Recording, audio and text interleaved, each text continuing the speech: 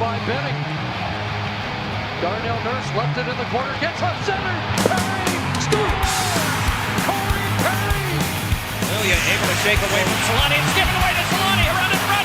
Score! Teemu Solani with the steal. Three of the fans want one. Score! Off the floor! On the board! Paul Kariya!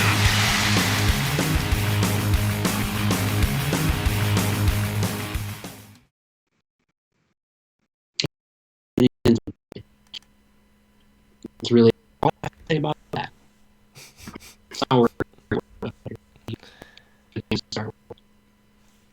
Just had to weather the storm through the the stream lag there, but we made it. Oh God, are we good? Yeah, we're good. I could barely understand what was said in the beginning, but we're back, guys. We're live. We're on schedule this week. We didn't take a full week off. We've got 4 games to talk about. You almost nailed the prediction last week. It was close. Oh wait. Oh, so I looked into this. You texted or you messaged me before the game yesterday, and you said our predictions last week were both 1, 2, and 1, and you specifically had the Jets game as a win for the Ducks. That would have made it 1, 2, and 1. But I was looking back through it. They were 1 and 2 heading into that game because they lost to Nashville in overtime, and they lost to Minnesota in a shootout. That's horseshit. I hate this game. Yeah. Standing points are dumb. But, yeah, they were below expectation, which I guess for the Ducks this year is not super surprising. We expected them to win 1 of 4, and they lost 2 in overtime. They picked up 2 points. That's what I was going to say. Like, if you're looking for, I don't know, signs of life or whatever, I guess you could say the fact that they got 2 of them into overtime is not nothing. I mean, they played 4 good teams. Like, you can't take that away from them. Yeah, and 2 of the games were close. The Nashville game and the Minnesota game were close. Dallas was not. 5-0 loss. And the Jets game was close until the third period, and then it opened up, and they ended up taking control of that game. Last game of a road trip as well, so it was a little tough to come out of that one. But they were 4 very good teams, 4 of the best teams in the Central Division.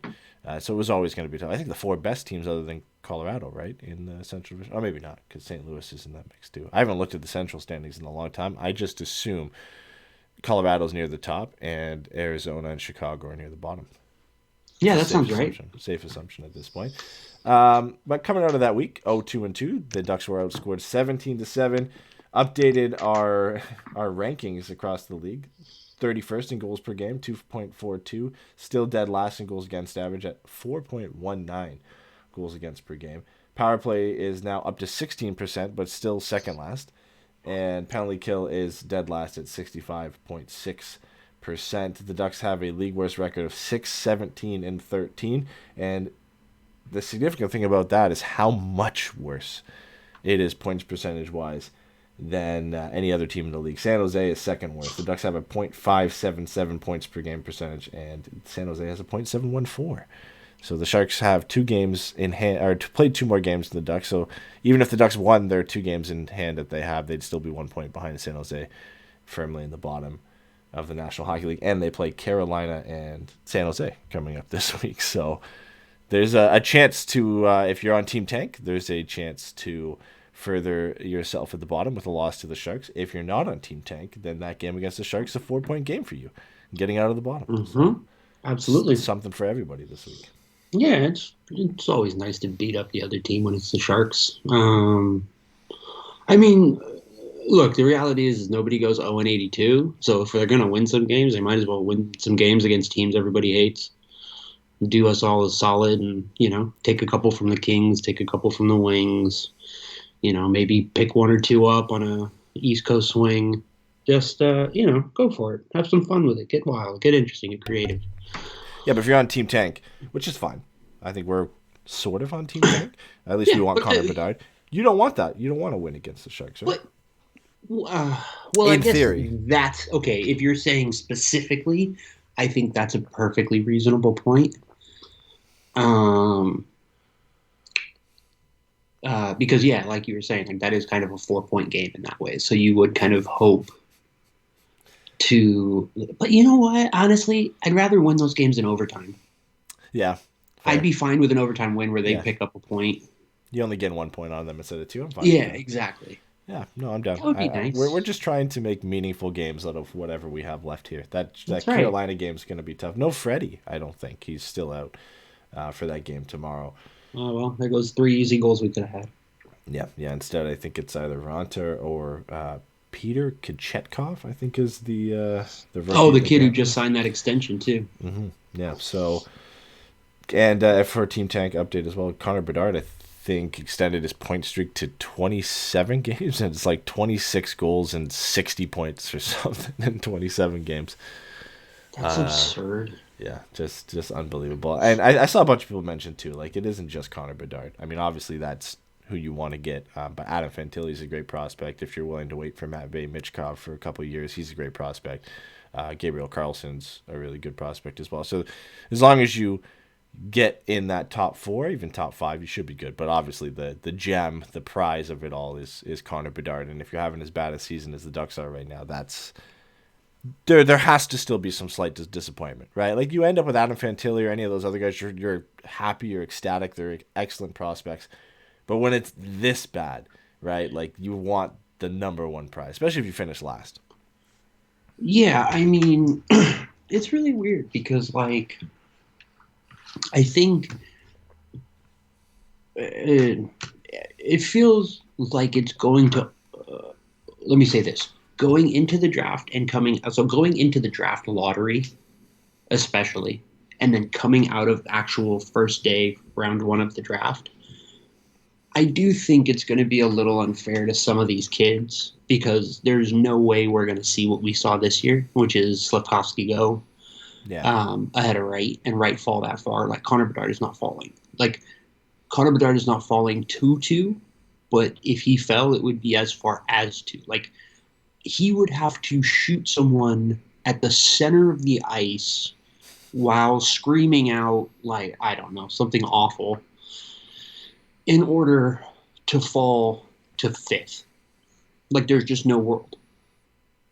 So I think it creates this really weird kind of situation where some of these kids are going to end up kind of being looked at as like consolation prizes, and these kids are fantastic. Like I think one of the things that I've been kind of struck by is how many you hear, or how many people with a better knowledge of this stuff than I have, saying that more than one of these guys would be number 1 in draft years past.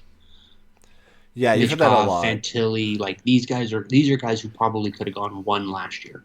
Just the way they've started too. Like it was always, at least last year, it was Michkov and Bedard because they were both playing last year as underage players in their leagues and lighting it up. And obviously Bedard and Michkov at the World Juniors were both excellent. And then Fantilli has joined the discussion because he's had a historic start to his college career in the NCAA. Yeah, he's with Paul Correa and Jack Eichel. Yeah.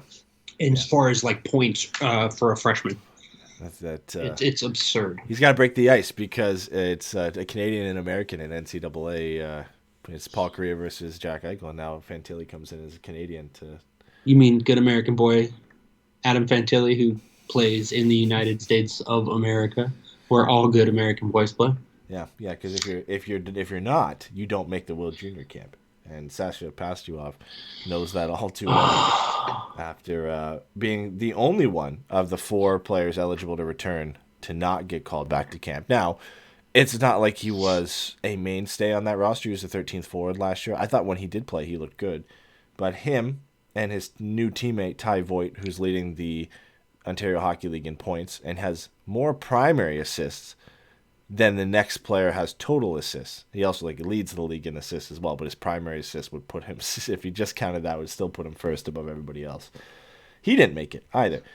I'm not so surprised with Ty Voigt because the NTDP and the USA Hockey has done this in the past. Like Ty Voigt's been in the OHL to start his career. I think he played under 15 hockey in the US, I think in Pittsburgh, and then came over to the CHL. Usually those guys don't make it. He's also a little bit older as well. So I could see potentially why they just decided not to go for him and whether he fits into what USA Hockey wants to do.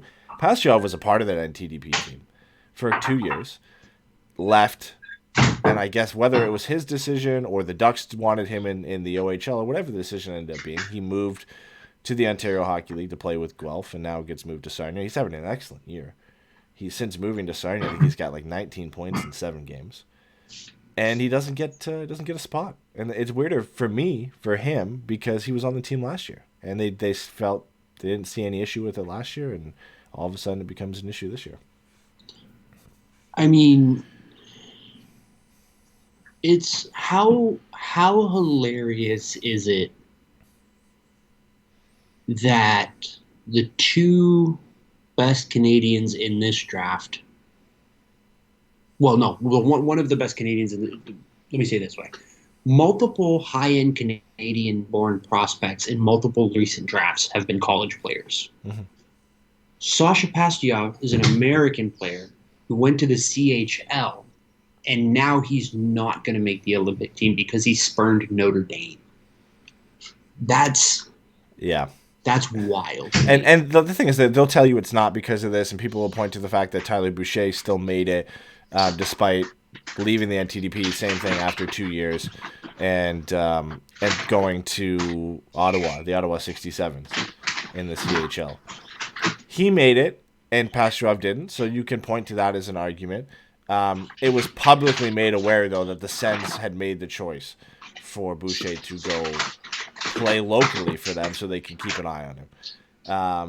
And I think his skill set is something they don't have. Is like a third line, fourth line grinder, energy guy they can throw out there.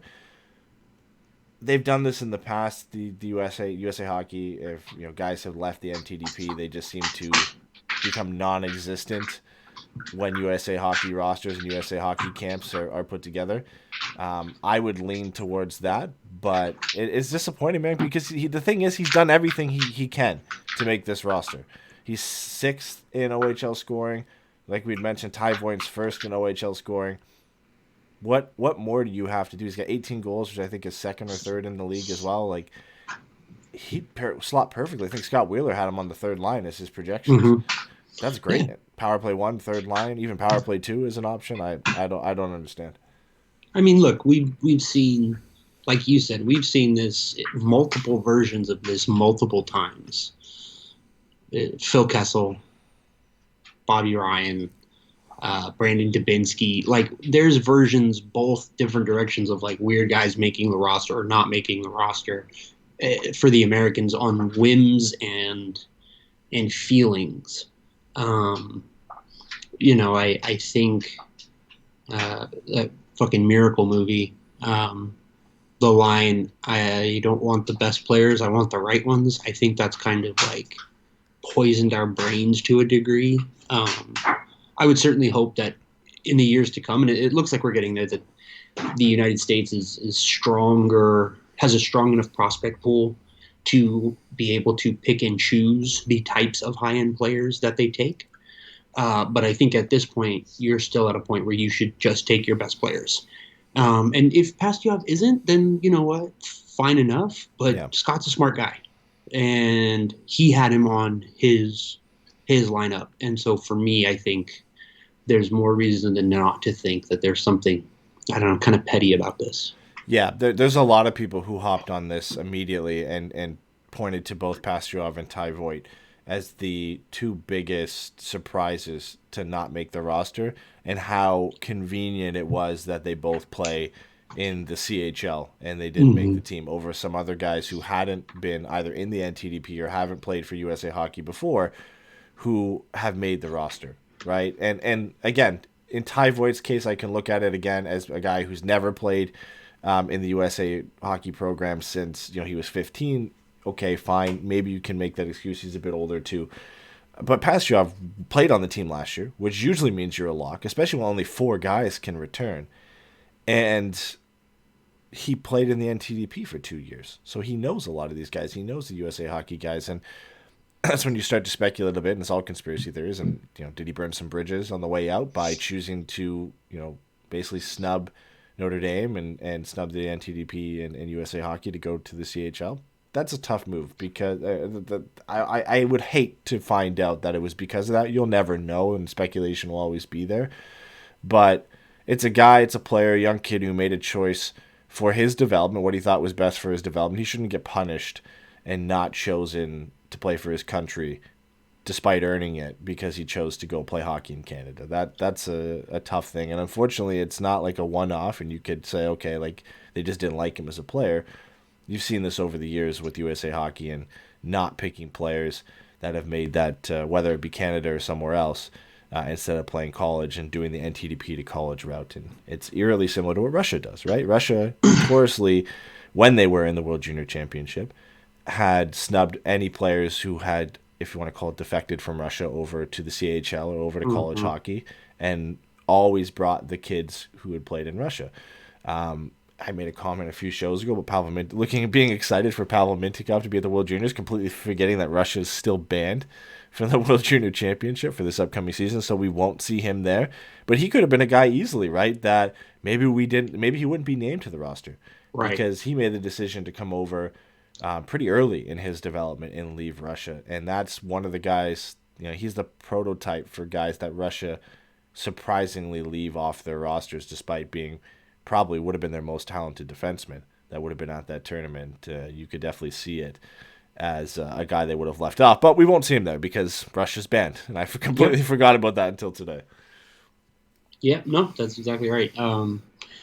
It's weird. It's a bummer. But you know what? You hope that Mintyukov is able to just kind of keep his development going in the CHL and keep having the kind of solid season, like really high-end season it seems like he's having right now. It seems like he's producing really well and being very impactful. And, you hope he really makes a push for a roster spot coming out of camp next year. But I think really more than anything, that's just kind of where your focus is. With him.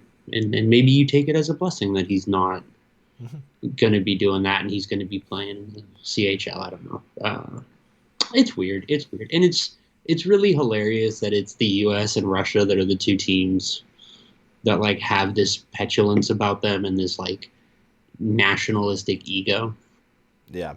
But what are you going to do? It's dumb shit. Like, we've seen players who've had dual citizenship choose one program over the other. Maybe in that case you could say, you obviously Perot, can't right? pick that. Yeah, Perot did. I think Chychrun had dual eligibility as well and chose Canada, I believe.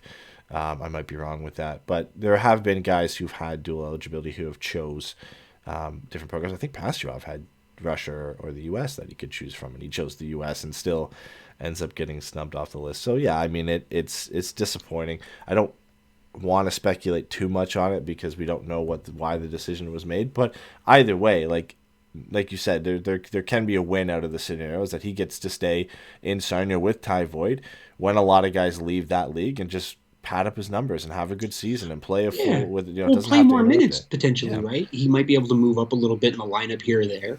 Yeah, it doesn't have to interrupt his season, to go to camp and come back. And we saw kind of what that did to his season last year. He came back and was slow to get back to things when he got back to Guelph. And now, things are heating up for him over the last few games here. And he just gets to keep going with that for the rest of the year and prove that he is one of the best players in the league. Nobody's catching Ty Voigt for the league leading scoring right now. He's like 11 points up on the next player. But for Pastujov to potentially finish a full 60-plus game season and finish, a 90 to 100 points, that's what you would hope from him this year. And if he can get a long runway at doing that and get some consistency into his game, I think that will be better for his development than going back and doing the same thing he did at the tournament last year, which was barely play and not really be given an opportunity. Yeah, no, absolutely. There's nothing you said that I disagree with. I think, you just kind of hope he has the, I guess, kind of awareness at this point to kind of try to make the most of a situation that I'm sure he's very disappointed about. Yeah. Obviously, I think any player who plays at a high level would like to play for their national team. But, his, again, like his loss can be turned into a gain, that kind of a thing, right? Like just you got to find your lemonade or whatever. And so, hopefully he can kind of, maybe even takes it as like, bulletin board material, right? And like, oh, I'm not good enough for you. All right, well, let's see what's up. Like, and he goes out and while that World Cup break is happening or something, he's lighting the world on fire in the which HL?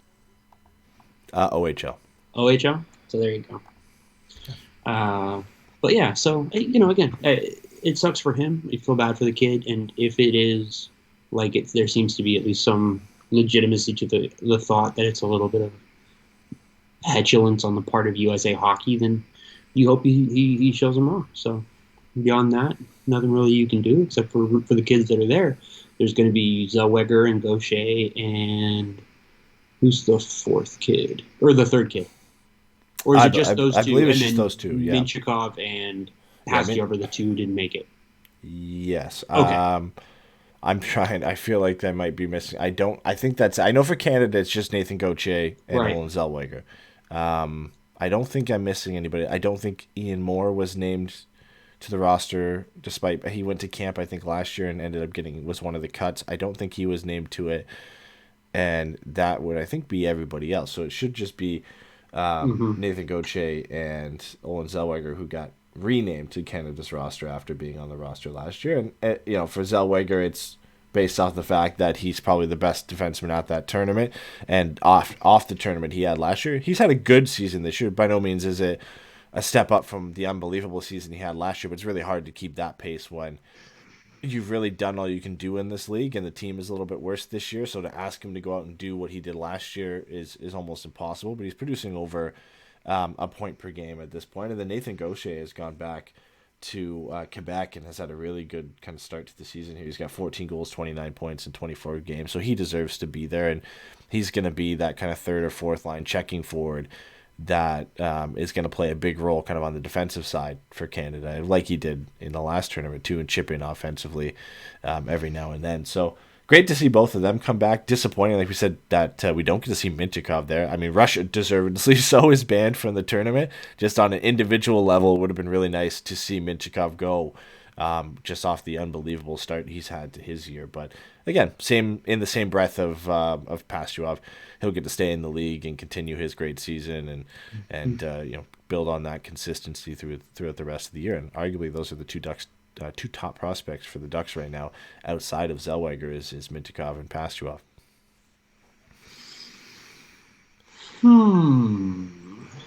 You would put Pastujov over Gauthier or Gauthier? Yeah, they're so tough to compare those two because Pastujov, it's all about the points and putting up offense, where Gauthier he brings a different aspect to his game and has put up the points, and he's been the second line center instead of first line center on that team, so he doesn't get all the opportunities that some of the other guys do. But I think in terms of like pure potential and upside, I would put Pastujov in front of Gauthier. But if we're looking at projectability and like the floor of things, then I think Gauthier at the very least is going to be a fourth line player in the National Hockey League. I think he's just built to be that. So his floor is an NHL player, whereas with Pastujov, the offense has to translate, or it's going to be tough for him to stick around. I think it will, and I think he's showing that it can. But yeah, it's the difference between floor and upside, I think, with those guys. And then you've got Minchikov and Zellweger, who I think are in a tier of their own above those guys, right? Like they're just kind of the only two right now that are still, I guess you could say, prospects, because McTavish is essentially graduated out of that, of guys that could be legitimate superstars at the next level, right? That project to be stars. I think right now it's just Minchikov and Zellweger who are trending in that direction.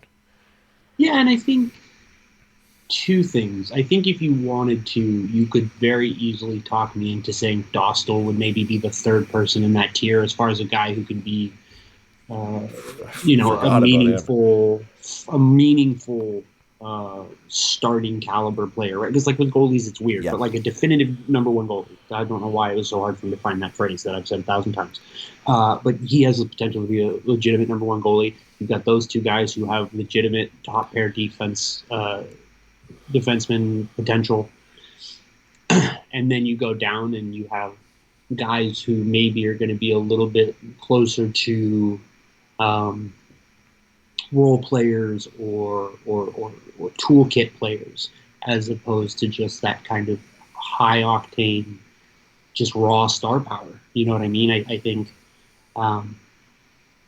Gauthier and his ability, like you said, to just probably he's going to be, he's a guy that I think you would feel fairly confident betting right now that he plays 300 NHL games.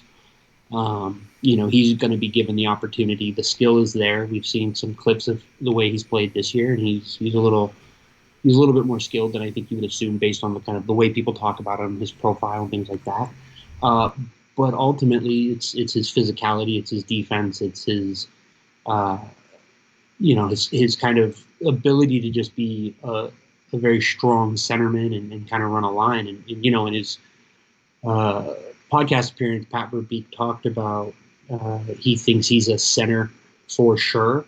And so, I think that's where you see him. And then with Pastujov, again, it's like you said, it's a guy who has the raw skill to be able to potentially be a difference maker in a secondary kind of scoring position.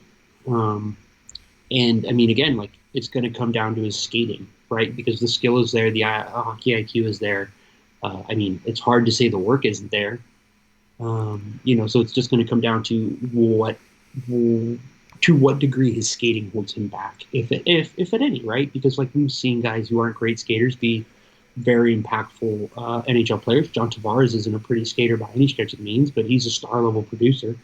So it's just kind of going to be about that. And you've got, the rest of your depth guys. You've got Perbix and Warren and Leno and these kinds of guys. So, Leno is someone who would have been eligible but didn't make it.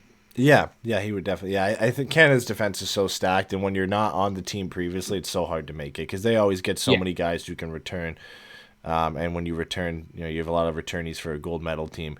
It's kind of impossible. I know they're waiting on a few guys as well to see if Wright, Brandt, and I can't remember. Or Wright, Clark, and I think it was just Wright and Clark are the two guys. There's a third guy. I can't remember who it is. I'm gonna look. Caden Gooley, but he could, but I don't think Montreal would loan him. Same with Mason McTavish. I think he could go back too, but there's no way the Ducks loan him at this point. So, but yeah, for sure it was Wright. For sure it was Brandt Clark, and I could see honestly both of them get loaned back. But the Ducks' hopes of a back-to-back-to-back World Junior Championship MVP that's been hurt significantly. No Mintyukov, but it's very, very, very difficult for a defenseman to win the MVP trophy. Zellweger, I guess, would be the best odds of it. Does it count if Connor Bedard wins the MVP and then gets subsequently drafted by the Ducks at the end of the season? That's an unofficial back-to-back-to-back, is it not? That's like... I'd claim it. That's like a spare over a strike, but I think he's still... that's like an in the park home run. Yeah, that's good. Maybe. I'm claiming it. If he wins MVP and the Ducks draft him. I mean, look, I think you take it. I think you take it every time. But it's... I don't know. Maybe it's really funny if you look at it and you're like, look, you look at the season that they're having. Anaheim are primed to have the best chances in the lottery odd when we get there. And he's a pretty clear number one. So in a sense, we can assume whoever's in that position is going to take him, yada, yada, yada. Talk yourself into it that way. Sure, yeah. I mean, look, I think on Twitter, you can absolutely make all sorts of arguments for it. God knows we do. Anything goes. So, listen. We're looking for any good storylines we can this year. So if I can convince myself the Ducks have back-to-back World Junior Championship MVPs and just again try and convince myself that Connor Bedard's going to be a Duck at the end of the season, then I'll do it. I'll do it as much as I can. But speaking of good stories, I mean, we latch on to anything we can get our hands on with the way this season's going. Ali Lozov tweeted out a kind of funny thing going on behind the scenes. Just, I was gonna say rookie hazing, but by no means hazing is a very, very poor word. Rookie duties for some of the guys this year. So apparently, there's a few guys who like to play the board game Catan. Who was it? It was Gibson, Henrique, Shattenkirk, and Stolars are the current Catan settlers. So it's which, honestly, other than Gibby, completely tracks. Yeah, it does. No, Shattenkirk, 100%. Looks like he organized the whole thing. So it's the rookie's duty specifically on this trip, it was Pavel Regenda's duty to carry the board game. So they have to carry it onto the plane, and they got to carry it wherever they go and make sure that they have it on hand for when the guys want to play, that they have the game. So currently he's rotating each road trip. It's just been rotating between McTavish and Regenda. So the Ducks have 2 games at home this week. Regenda has now been sent back down. So right now it's nobody's job until this upcoming road trip down my way to Montreal, Ottawa, Toronto, and I think Detroit for the week after road trip. So Anaheim, in the middle of a bad season, has never had a meaningful Eastern Canada trip, have they? That's never happened before. Lately, it's been in January, but fair. It used to be in December. It has been a bit later. It hasn't been in December for a few years, and they brought it back. Yeah, but McTavish is set to be the Catan carrier for this upcoming road trip. And apparently Strome bought the expansion pack, and now he and Benoit have been added to the Catan crew. The most unsurprising part of all of this is obviously this has been going on since last year. The rookies last year were Zegras and Drysdale. And surprise, surprise, they were the worst at carrying Catan. A few stories that Ali shared is they forgot it so many times that Zegras had 2 sets in his car at any given time. And one time they went to dinner, and Jamie had to buy Catan beforehand because I guess they misplaced it or forgot it or lost it. And then still left it at the restaurant. So he had to go back to the restaurant to grab it. So now she put a tweet at the end, a little poll on if we're invested in the Chronicles of Catan for the upcoming road trip. And it was 515 votes. 93% of us are invested in the Chronicles of Catan. If that doesn't tell you how this season is going, that's exactly. That is a obvious sign. But other than McTavish, McTavish is the only other rookie right now on the roster, I believe, right? And with Regenda getting sent back down, I know a few people may note that even with the injuries, if Grant and Comtois come back, the Ducks are still below the minimum roster limit, so they can have some call-ups. So maybe we see a Perreault or a Tracy. Wait, minimum or maximum? Below the maximum. Okay. So they still have room to bring a couple guys up, and that's it's not even guaranteed that Grant and Comtois are ready to go at this point either. So who knows? We'll have to see. But it looks like Mason McTavish is up for carrying Catan for this long. It looks like he doesn't have a choice. Yeah, it's but it was his turn anyway. Yeah, because it was just Regenda. Good fortune in that sense. Eddie, I think the most important question we have to ask right now: are you a Settler of Catan player? I am. Yeah. I've recently, me and my friends have played it. My friends are big into it. So every time we get together, we play a bunch of board games, and that's become steady in the rotation. I am not by any means good. I just work with what I have in the game, but I am. Sure. I am. Sure. A big fan, and I just love hearing these behind the scenes stories. They're just fun, especially in They're a season fun. like this. I mean, Exactly. we know all this stuff's going on, but it's like when everybody loves seeing behind the scenes videos when they got posted last year. That was kind of a new thing that they were doing. Like they're fun. They're fun to see these guys have fun and know that despite how bad the season's going, like they're still having fun out there, right? So it's important. It's important. You'd other than maybe John Gibson, you'd hate to see these guys sulking around and being upset all the time. I know it's not easy, especially when you go on a long road trip and you don't win a game, right? You go 0-2 on this last road trip, so it's good to know that a lot of the veterans are in there making sure that guys are having fun and including the rookies, especially Regenda, who's the new guy, right? So yeah, it's nice. I think like we talked about last time, like these guys have been, by and large, among the best players on every team they've been on. And now they finally get the payoff of making it to the NHL, and the reward is congratulations, the team sucks, which is why they were in a position to get you, which is, again, why the draft is stupid and we should abolish it.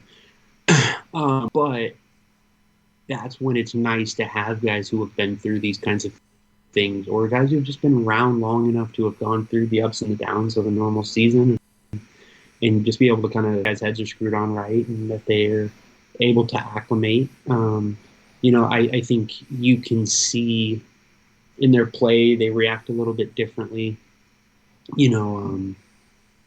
so it'll be nice to see kind of how, as the season goes on, how this kind of trend of, I don't know. I mean, I guess just being one of the worst teams in the league at the very least, like how it doesn't get any point easier. is. Yeah, it gets 'Cause, tougher like, as the season goes on.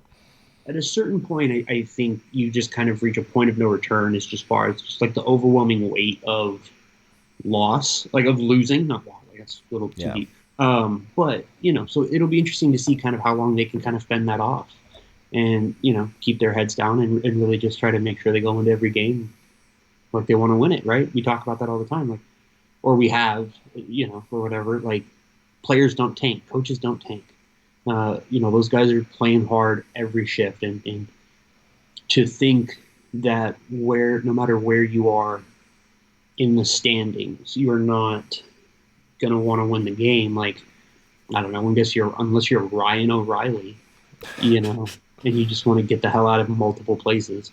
You by and large, you're gonna keep pushing and really, especially for these young guys, because I think it's very easy for them to be like, I'm not going to let this happen next year. Yep. You know what I mean? Like, this is my team now. I'm not going to tolerate this. Like, we're going to, and they go into the summer and Trevor Zegers comes back and he looks like Mike Trout. And you're just like, oh, he can lift a house above his head. And he still puts up, 100 points or something stupid. I'm so glad we were able to extract a philosophical, deep discussion about winning and losing from which rookie is going to carry Catan on the next road trip. I love it. I love it. That's all you, man. You're the one who set us up. No, so yeah. I'll just I'll take that pass No. and run with it. But it's again, I mean, like we started when we talked about, right? Or like we talked about when we started this podcast. They get no wins on this trip. They go over, and a couple of the games they looked okay. In a couple of games they looked pretty brutal. It is nice to see future Anaheim Duck Hall of Famer Jason Robertson playing incredibly well in Dallas, and making sure that he's in a position to play with Connor Bedard in a couple seasons and really pouring the goals in to help Anaheim cement their place in the draft order. And so it's nice. It's good. Everybody's pulling in the right direction together, and that's what matters, I think. If he doesn't cool off at any point, he's a no-doubter for the Hart, right? Yeah. Like, there's no question. I don't care if McDavid is 30 points in front of him. If he's sitting in that top 5 and he's got 50 goals, 100 points, he has to be the Hart winner. And obviously at that point, the Stars would make the playoffs. They're in good position to do so right now. I don't think anybody's close. Like, I really don't think anybody is close to taking that mantle from him. Like, I know Mitch Marner is doing franchise-altering things this year with the Leafs' longest point streak in franchise history.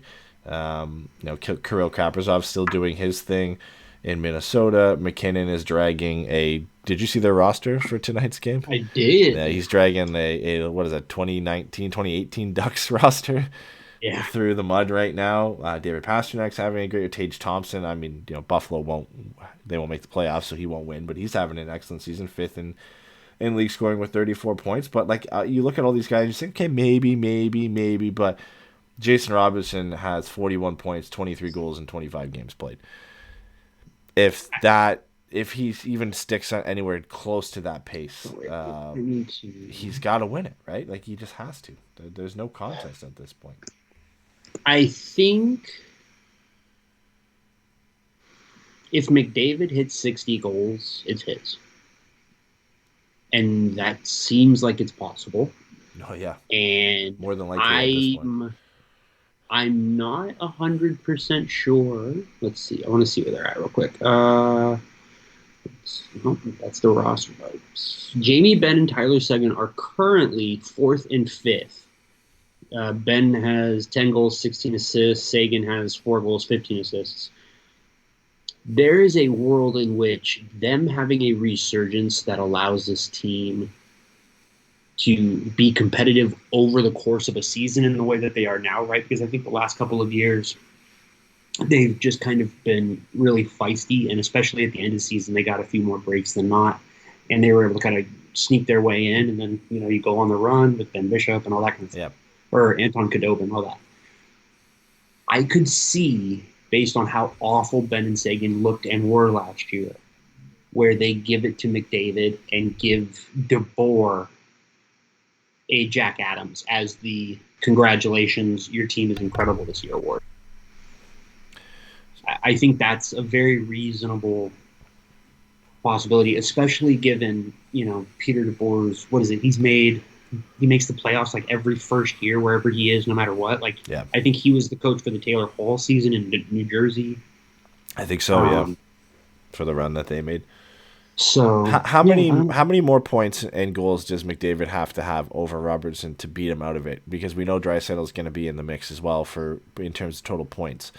It hasn't stopped McDavid from winning it the last couple of seasons, but how far in front does he have to be to get that? Because if he gets 60 but Robertson gets 58, right, and McDavid is at 130, 140 points and Robinson's at 115, 120, is that enough? Or does he have to be significantly far in front? If he hits 60, it's his. Even if Robertson hits 60? Because he's leading the league in goals right now. I mean, let me say it this way. I think it's fair to say whichever one of them is the leader in goals, you're very likely to see that be the case. I think you could say plus or minus kind of 5, yeah. Within, maybe 3 either direction. Or let me say it this way: Robertson can be within 3 and second place, and maybe you could talk yourselves into, well, they don't have a Draisaitl, and so maybe you talk Robertson in that way, and you kind of lean towards Robertson because what he means to that team is closer to Kaprizov a couple of years ago, or that Taylor Hall team. Yeah. So, I can say I think right now it's a 2-horse race. It's Robertson and McDavid, with outside shots here for Pastrnak or Kaprizov. I think what they're doing individually for their teams and the success their teams are having. I think they're in the mix if guys cool off. But right now, I'd put money on saying if they continue at this rate, it's got to be one of Robertson or McDavid. And just before I move on from them, this question arises every year when guys are getting close to that 50 and 50 mark. McDavid has 21 and 25. Robertson has 23 and 25. So they're halfway there. Any realistic shot for either of them to hit it? Yeah, absolutely. They're fucking incredible. Be really cool for Robertson to be the guy.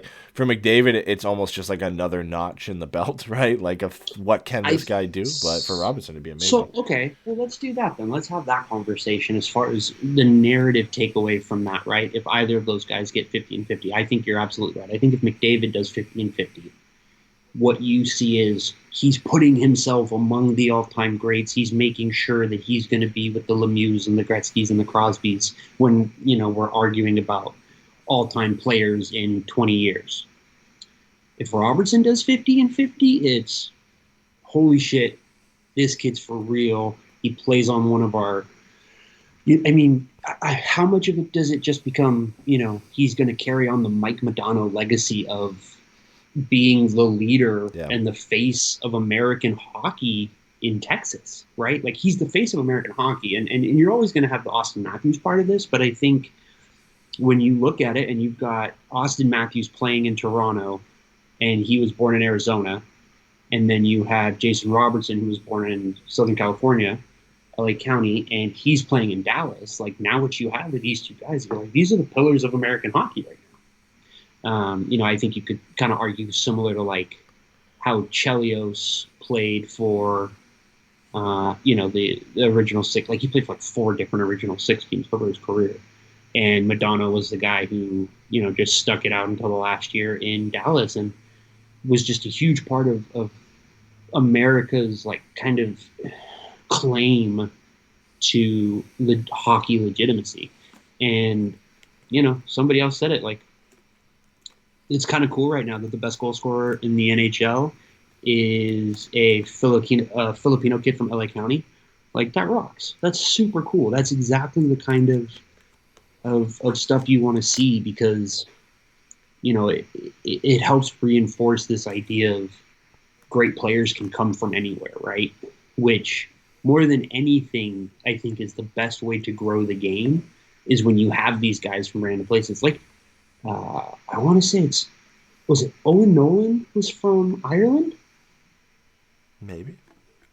I think that's right. I think Owen Nolan was Irish. And like, Yeah, but he competed for Canada, right? I think he was Irish.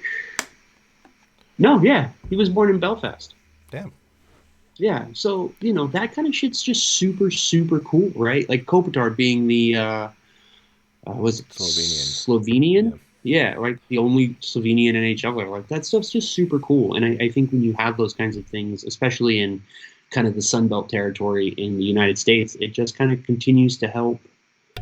Helps grow the game. Helps grow the game. And just gives people the impression, or like, kind of a little bit of reassurance that wherever you're born or wherever you grow up, like you can become an all-time great in this thing, and that's really cool.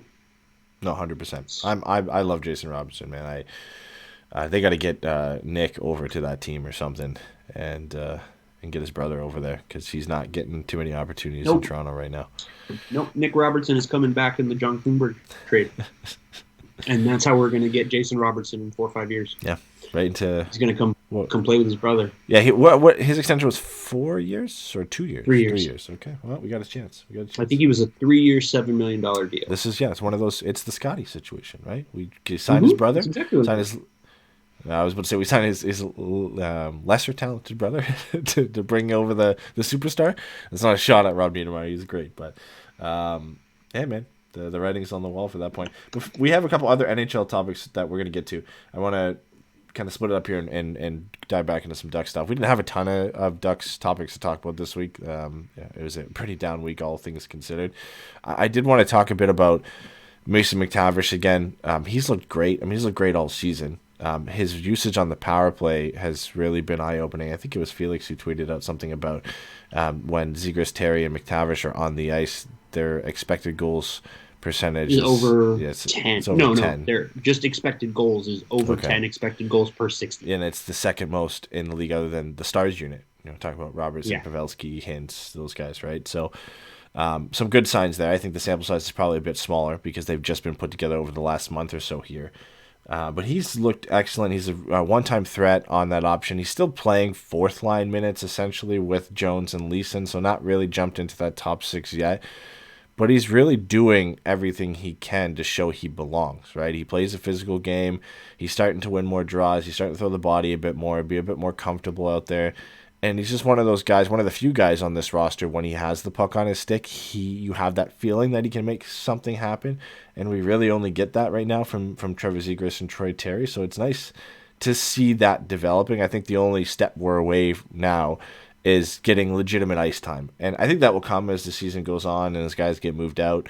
But that's the next step here, I think, for Mason McTavish, right, is that he's just got to get into that 15, 16, 17 minute a night realm as the season goes on. Because right now he's stuck around 12 or 13.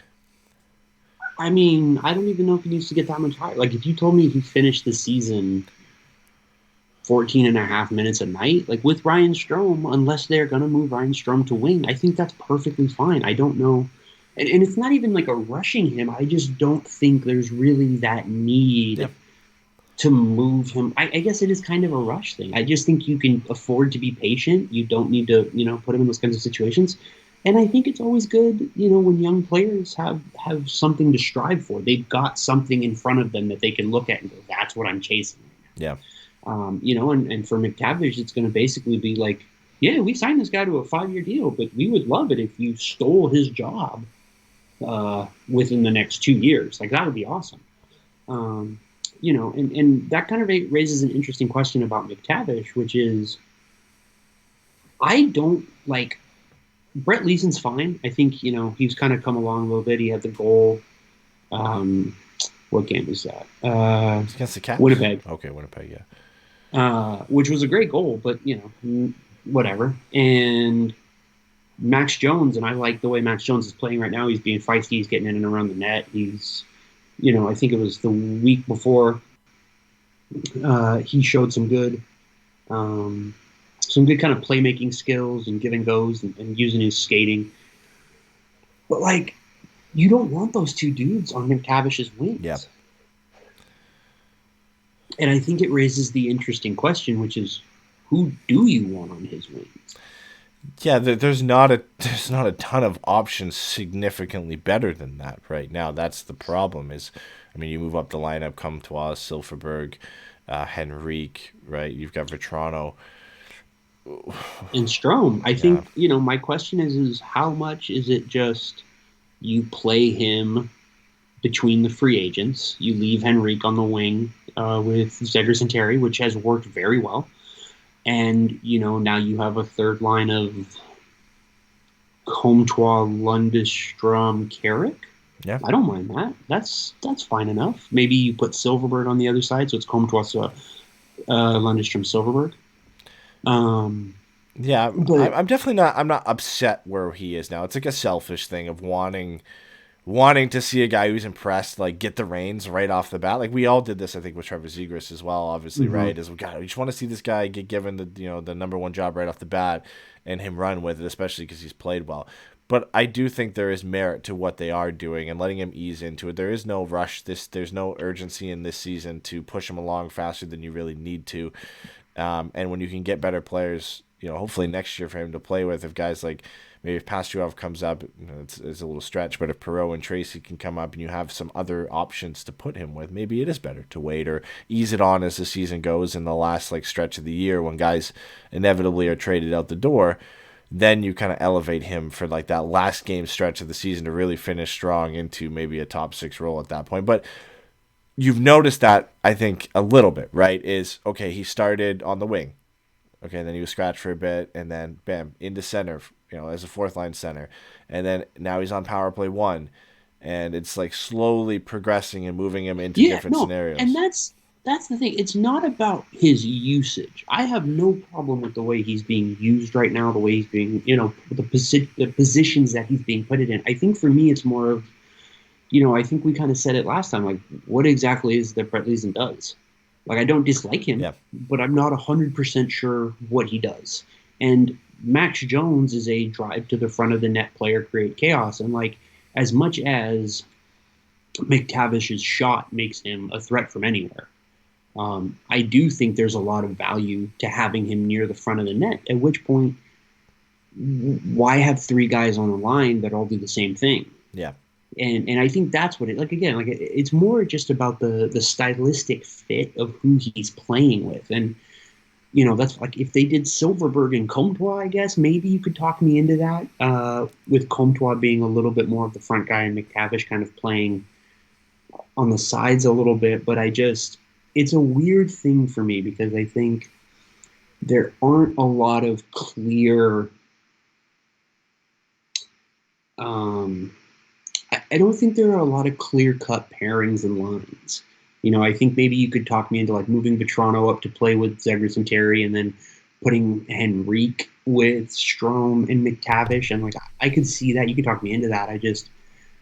It's just a weird thing, right? It's a roster in flux. It's a transition time for the team, but there just aren't a lot of easy fits. And it makes, kind of looking 2-3 years into the future, even just next year, it raises a lot of questions. And I don't mind that they don't have answers yet, but I do think these are the kinds of things to kind of keep an eye on and see as the season progresses.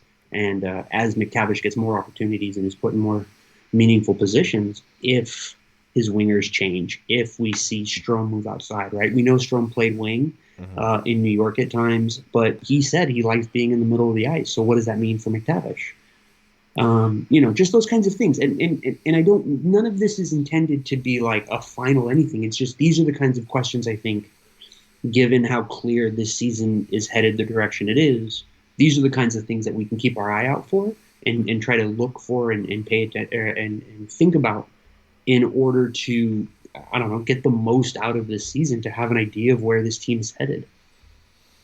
I was just going through the Ducks Twitter looking for the lineups for last game, and I noticed there was a third guy we missed. Tyson Hines was also named to Canada's World Junior Selection Camp, so great for him. He's had a really good year. I think him and Luneau are both around 26, 27 points in the QMJHL. So yeah, congrats to him too On McTavish, I guess the last thing I'll say is the Ducks did go 11 forward, 7 defensemen last game. So he was technically elevated to third-line center with Lundestrom out. He still played with Jones. He was playing first-line wing. Yeah, he played when he was out with his line, he played center with Jones and Leeson, and then I saw a bunch of people saying at some point he was out there as a winger with Zegras and Terry as kind of the extra guy he seemed like he was the extra guy to jump up and down in the lineup when they needed him to last game, which was nice to see. And honestly, like out of all the guys right now on this team, that if I could pick somebody to do it, it'd probably be him. Because he can really bring something to every line right now. I mean, he's got the size and the drive and the ability to kind of play that physical grinding type game, but he's got the skill to move up in the lineup, and he's shown that for most of this year. So, I mean, Lundstrom's out for about 6 weeks here. I know other guys are coming back, Grant and Comtois at some point, but you would imagine that, or you would hope, you can never imagine with Dallas Eakins and Derek Grant, but you would hope that... Oh, for fuck's sake. I listen. I'm not buying into that same narrative. No, we're not even doing this. We're not even doing. Just keep going. I could see McTavish, Jones, and Leeson being still together, and it being like Grant, Carrick, and Silverberg or something like that, right? Instead of McTavish taking that. Absolutely. And who cares? That's fine. That's a perfectly fine line. No, exactly. And Grant, Silverberg, and Carrick is a perfectly fine line. Just because McTavish, Leeson, and Jones are listed on the little sheet as the fourth line, that doesn't mean they're actually the fourth line. Ultimately, they could play more minutes at the end of the night. Usually they do anyway. And McTavish will pick up more minutes because of his time on the power play anyway. So, I mean, sometimes some of that stuff can just be a little misleading. Like for a not insignificant amount of time, Patrick Kane was the second line winger. Yeah. You know what I mean? It meant absolutely nothing. But what it means fucking nothing. So, I think Draisaitl was the second line center for a while. Exactly. Like it still is, right? It's I think there's something to when your team is a little bit more established and a little bit more or significantly more competitive, right? If you're looking at the playoffs and you want to try to draw a little bit more from the way that the lineup is like listed, that's fine. But like, how many times have we seen teams start third lines? So like, what does that mean? Does that mean that they're starting a bad line? Does that mean that the third line is actually a first line? Like, I just think some of this stuff we can get a little too kind of, I don't know, Inspector Clouseau about. Yeah. And it's not really necessary. But, again, like, if that's the fourth line for the rest of the year or even, all the way up to February, like, yeah, that's fine. Yeah. I like it better than some other lines that we've put out there in recent times. So. And the thing you said real quick about any other players about moving up and down through different lines, the other player I would say with McTavish that I would love to see that with is Vetrano. Yeah, he would have been my other guy too. That boy just pulls the trigger every damn time, and it is such a welcome sight to just see him be absolutely willing every chance to just rip a shot. Yeah. He knows why he came here, and he's going for it. And, that kind of volume has impact. That kind of consistency has impact. We've seen that he has the shot where he can beat goalies from out and,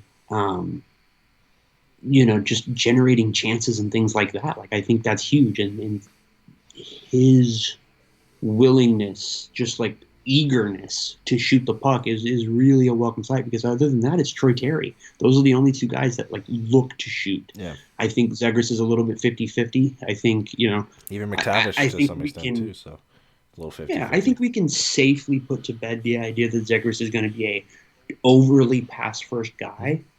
He seems to be a very 50-50 kind of cat. Which is perfect. It means he's making Huge. the right decisions, right? So when he needs Yeah. to. So. Because he's got the skill to pull both of them off, right? He's got the vision to pull both of them off. He's got the confidence to pull both of them off. Like, we've seen him make ridiculous passes. We've seen him make bad passes. We've seen him make crazy shots and take bad shots. And so it's a bad comp, but it because nobody compares to this player. But it's like McDavid in the sense that McDavid isn't listed as having a shot that you normally say is top in the league as a guy who's going to put up 50 goals. But his decision making is at a level that he shoots and he goes for goal at the right times. That puts him in a good position to score goals. and then has the ability to make just the ridiculous passes. And I think Trevor Zegras is in that same sense of the way he plays and the decision-making he has, where he will be a guy for a while that could be like a 30-60 type guy. And he doesn't profile as a 30-goal scorer, but because of his decision-making and his skill level, he can get that. There's a easier comp that you missed.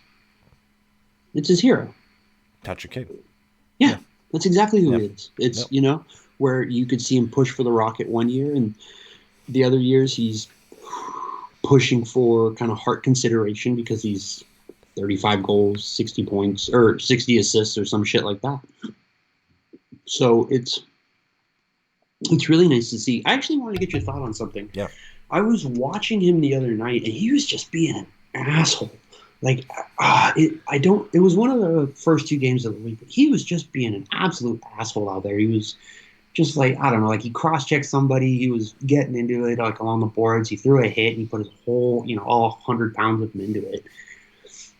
And it dawned on me that he's a Corey Perry type. He's a competitor. Yeah, exactly. Like in his profile, I think Troy Terry is a little bit more of a Scott, like kind of Niedermeyer, maybe if you want to say a little bit of a Getzey and a little bit more toned down. But very reserved. But Trevor Zegras he doesn't shut up, and he seems to be looking to start shit the more he plays, and I am loving it. Well, you talk to anybody that knows him, and they'll say he never shuts up, and that includes when he's on the ice too.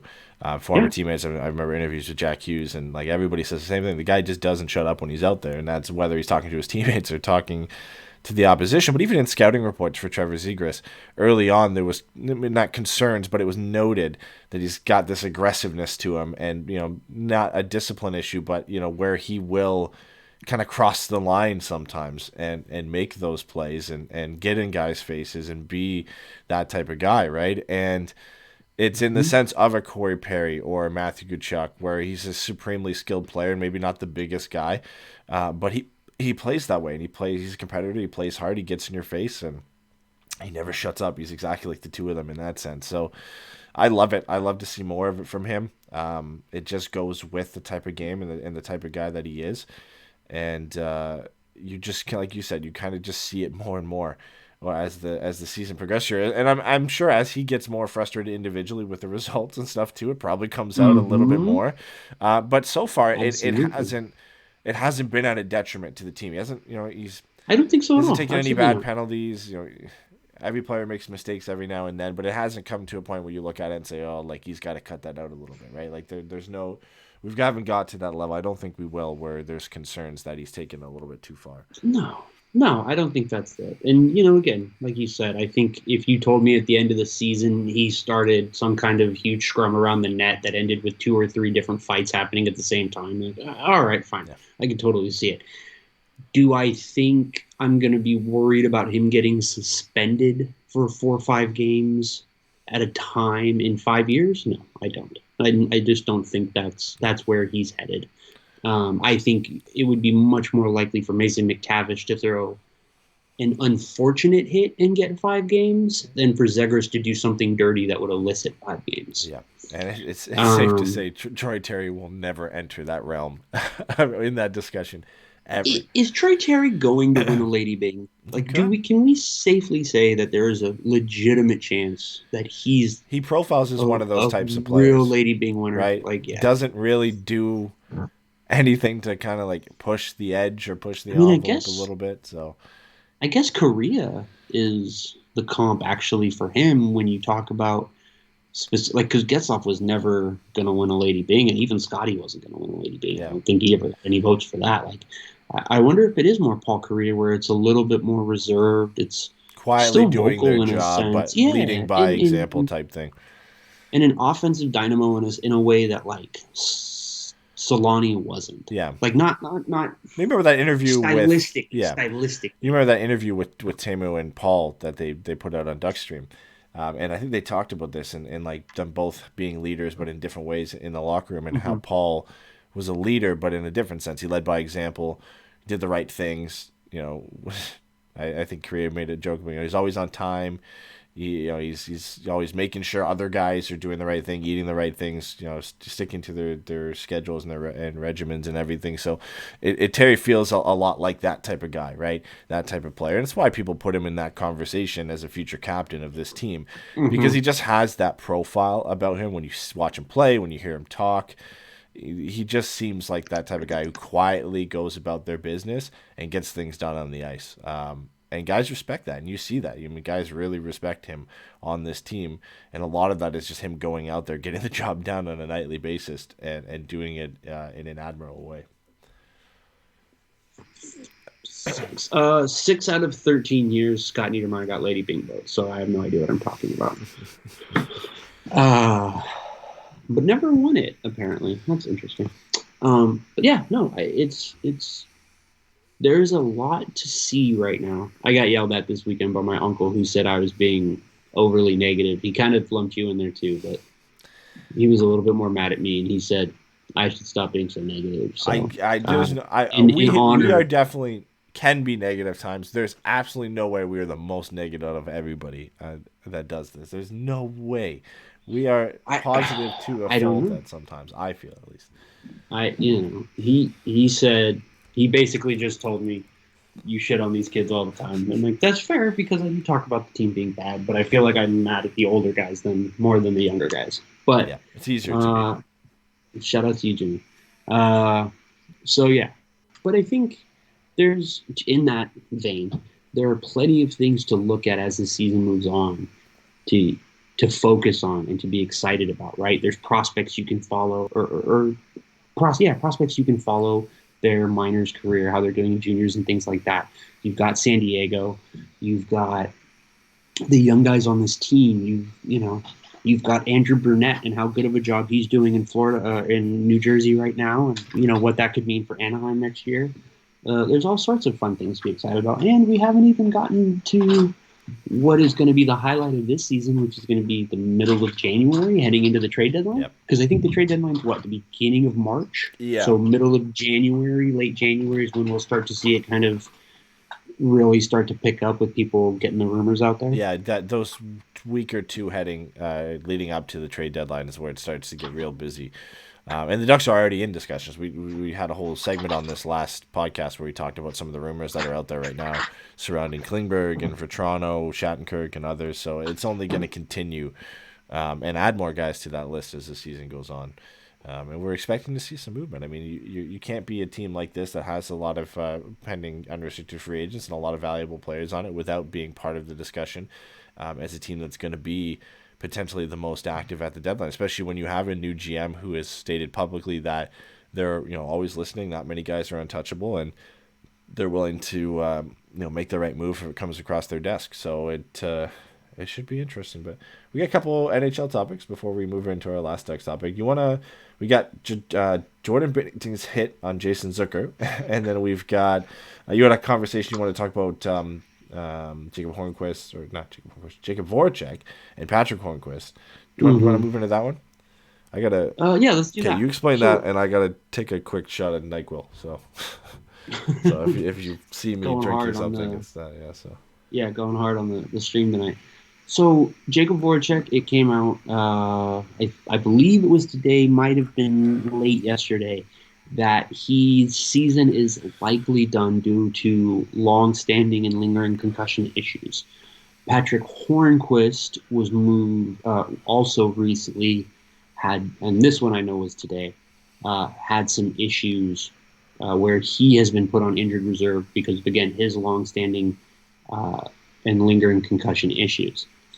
The reason that I think these two particular names caught my eye is Jacob Voracek makes like $8.625 or something like that a year for this year and next year. Mm-hmm. And Patrick Hornquist makes like $5.5, $5 and $6, something like that.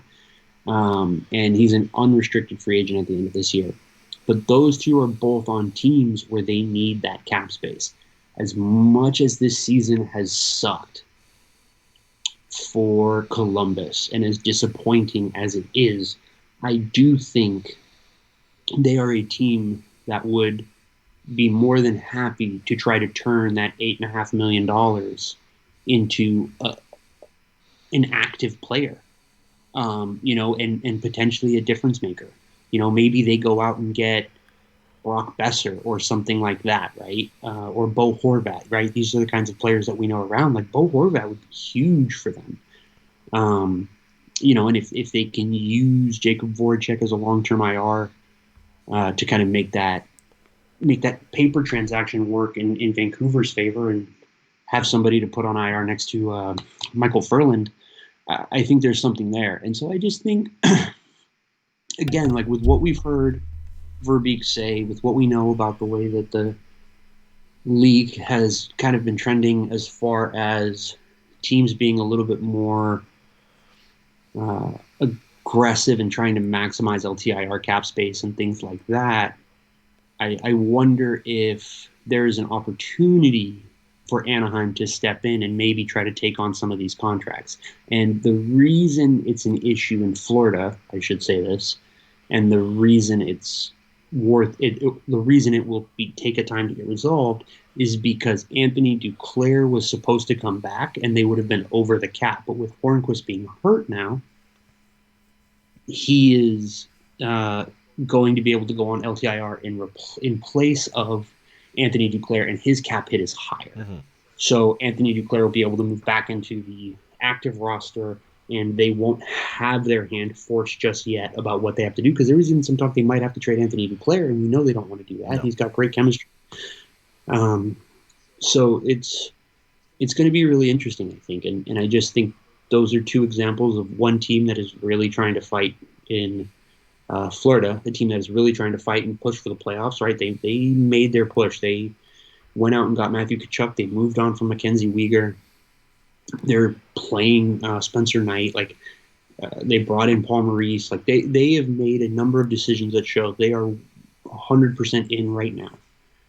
And then you've got Columbus, who was hoping to be better this year and is in the unfortunate position of being at the, in the bottom four, bottom five. Mm-hmm.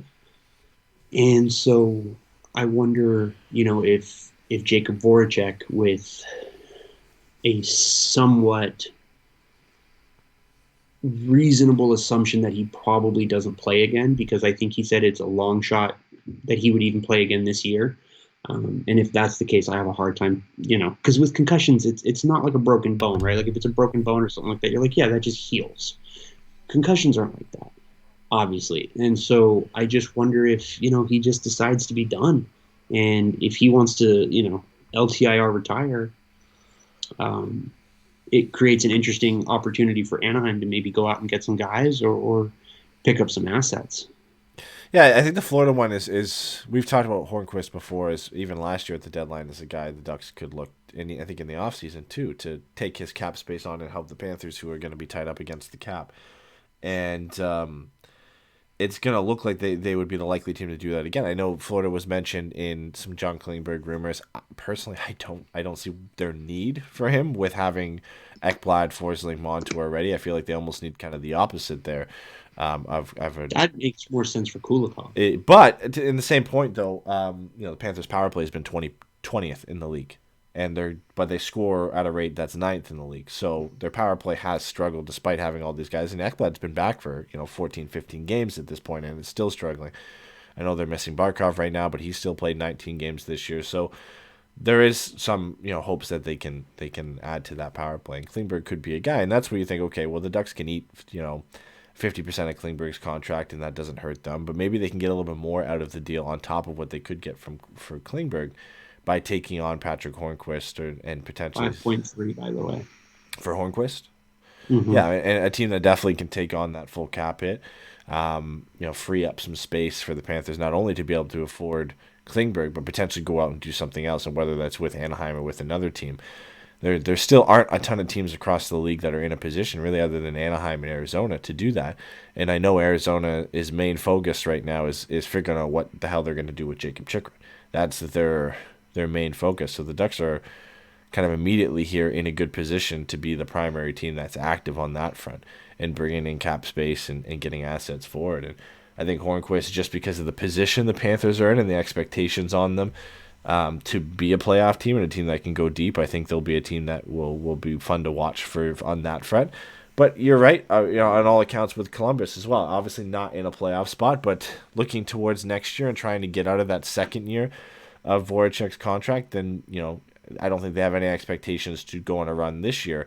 But it's more about dumping that space next year and trying to add to this team when Werenski's back, when Boquist is back, maybe a few more additions in the offseason with that cap space, that you can start making a run in that Metro division, right? So I think theirs would be more of a look to next year. But again, the Ducks are one of the only teams that could probably take that full $8 million and get something really nice in return. Now, I don't think I'm sure they would ask for Columbus's first-round pick this year. I don't think you're going to get it as a potential another first-round pick. But maybe you get next year's if they gamble on being able to do something with that cap space, or maybe you go out and you get one of their top prospects or something like that, and kind of add to your cupboard. And all you had to do was take on that $8 million for next year for a guy who's likely not going to play anyway. So the Ducks will be involved, as they always are, over the last couple of years in a myriad of different types of deals, and I'm sure these ones to take on cap are going to be ones that we see in the rumors a fair amount.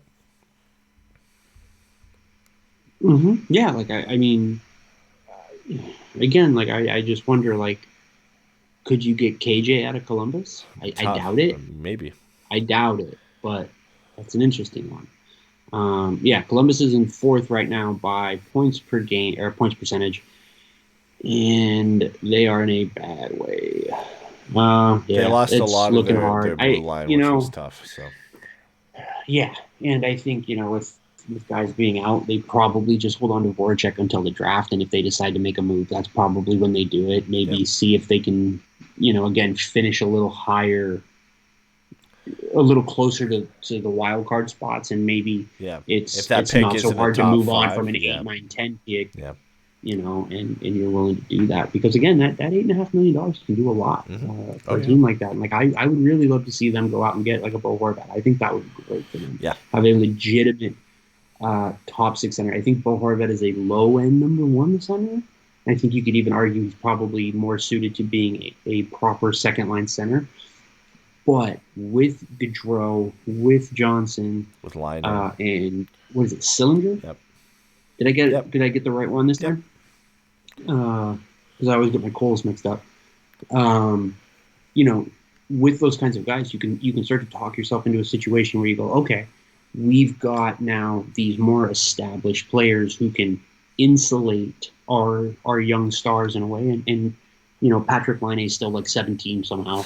So I think it provides a very interesting opportunity for them to be aggressive in a meaningful way and try to take a run next year at really pushing for the playoffs, because obviously that's what they want with Johnny Gaudreau. So, yeah, I'm trying to see who would be some of the top free agents available for next season, but John Klingberg.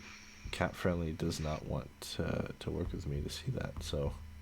Cap Friendly hates you. Yep, can't pull it up, but Horvat would be one of the guys. I think JT Miller was signed to an extension in Vancouver, right? So, I believe he was a few. Yeah, he was. Now I'm wondering if you just trade Voracek for Miller. Yeah, maybe.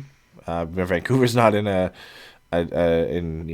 spot where they can really push for the playoffs right now. They just lost again tonight to Montreal, so they'll be an interesting team to watch. And see what they move on, because Horvat's the one kind of dominating the headlines right now. But Besser was involved in some trade discussions last year and early into this season. Miller's been a part of that, or was a part of those discussions until signing the extension. Really, anybody that's not named Elias Pettersson or Quinn Hughes at this point is available, because even Demko, there was rumors that LA might be interested in him. If he goes to LA, I quit. I fucking quit. I do, for me personally, I don't get that move from Vancouver, because you don't have anything else in the pipeline to really come up and take that job from Demko, and I think he's young. You only move Demko if you're completely rebuilding. Yeah, and because he's 25. He's in the same age range as Pettersson and Quinn Hughes, so. So, it doesn't make sense. It just doesn't make any sense why you would move. But it is the Canucks, so they do a lot of things that don't. 26, yeah. Yeah, that would be maybe LA has a goalie prospect that they like, and you swap Cal Peterson and his fucking stupid $5 million deal or something for Demko and something like that. But like, I don't know. I don't know why you would move on from a guy. But okay, so let's do this. If you're them, do you look at John Gibson in Anaheim and kind of see a cautionary tale and maybe try to get out ahead of moving on from Thatcher Demko, even if you don't really have a clear line of succession? Because I think you could argue that for one of the biggest reasons among the top reasons they did not move on from John Gibson was they didn't really have the pipeline to back him up. Ollie Eriksson Ek always had, 1B potential, but I think he was always seen as a bit more of a project. And Dostal, didn't even come over till last year, and so it was just a very different situation. So I wonder if maybe you look down at Anaheim and say we got to move on from Demko before this, shitty team completely destroys whatever trade value he has. I think it'd be an interesting move for both teams. It ultimately comes down to how much does Vancouver like John Gibson, right? And if they're willing to make that swap. John Gibson is... Well, no, not even that. I just think you look at what happened to John Gibson and the way his trade value tanked. I understand, yeah. And you're like, maybe it's actually a better option for us right now to actually look into moving on from Demko while he still has trade value, while he doesn't have any trade protection. More that kind of way. Yeah, I think personally, looking at the options they have behind Demko, you would hope that you're getting a young goaltender in return, whether they can come this year or not.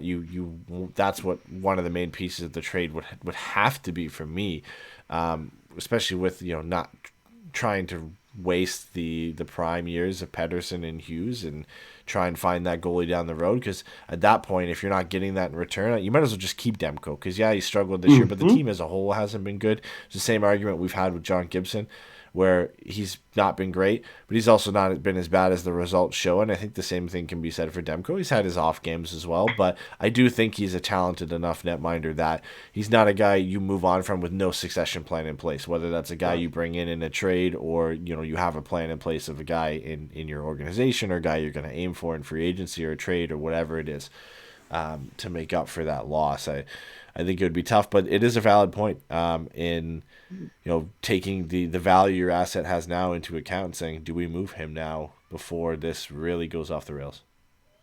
What would you need to get from Florida to do Demko and Garland for Bob? And they don't have a first-round pick for the next 3 years. They have a shitty pipeline. Is there anything that they could offer? It's to get you to take on Bob? If you're... you have to ask for Lindell. Yeah, that's what I'm Lindell, saying. Right? If you're Vancouver, you're asking for Lindell, because Bobrovsky is 34 at this point, right? He's not really he's to kind of weather the storm a little bit until you find He's another. Luongo coming back to Florida. He's just like, oh, this is a guy that makes too much money, and he's here now, and he's just going to be the goalie until he's dead. Yeah, and out of everything they have, I think the only thing that makes sense to ask for is Anton Lindell. I don't see what else that you could bring back that means anything to Vancouver to move on from Demko and Would you trade Pedersen for Lindell? No, because I think what you hope Lindell turns into is Pedersen, right? And I'm always about keeping a guy that. I think what you hope Lindell turns into is a better version of. I think this is the problem, because there's a name that I want to say and it's stupid, so I will say a different name. You hope he turns into Ryan Kessler. Okay. I don't think he's Lindell. That is. Yeah. Okay. Because the other name I was going to say was Patrice Bergeron, but that's just absurd. Yeah. You know what I mean? Like, that just feels unfair. Like, I think like saying he should looking turn at into Barkov, right? So. Yeah, that's a little bit more, I think, of what you're looking at. And so if you're them, then you're like, all right, we get him, we bring him in, whatever. We're probably going to finish with one of the high-end picks. So now maybe we're running Fantilli and Lundell down the center moving forward. We've still got Quinn Hughes. We're not completely hosed. We see what we can go out and get for, like, Besser, Horvat at the deadline. Like, I don't know. It's interesting. Yeah, I don't know. It's the Canucks, so they'll always make it interesting, and at the end of the day, we'll probably just hold on to everybody. Well, it's also Jim Rutherford too. Yeah. He's a wild boy. Yeah. All right, Jordan Bennington doing wild stuff again. Dude, he just needs to get his ass kicked. Yeah, Mark Mathot tweeted that out. Said this guy He's needs just to such a get punk. jumped.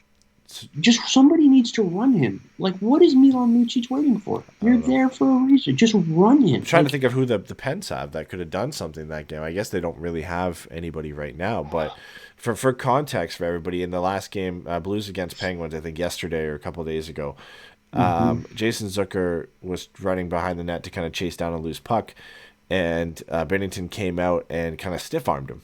Caught him right in the face. He clotheslined him. Yeah, caught him right in the face, took him out. He caught him, right here with his glove, and it sent Zucker flying into the boards. Dangerous fall, too. He's lucky he's okay. Dangerous. Absolutely absurd. And again, I really there are better ways to do that. Like, if what you're trying to do is, send a message or whatever, just put your body in front of it. Yeah. You don't need to do something as dangerous and reckless as take his feet out from under him while he's skating, full speed skating. Like you said, chasing a puck around the baseline. Make him run into you, right? Instead, that's what I'm saying. Draw a penalty, whatever. Like, we've seen goaltenders do that. It's it can be dangerous for both you and the opposing player, but at least you're trying to get something out of it. In this case, you're literally just trying to hurt the guy. Yeah, even if you want to take a penalty, right? Just do a blatant interference call and just step into him and hit him with your body. Yeah. And take an interference kind of call like that. Like, I just think there are ways to be an asshole in this particular instance that don't potentially get guys hurt as significantly as Jason Zucker could have gotten hurt on that play. And this isn't about, softening or the game or anything. Like, this is about needless risk. This is about a needless action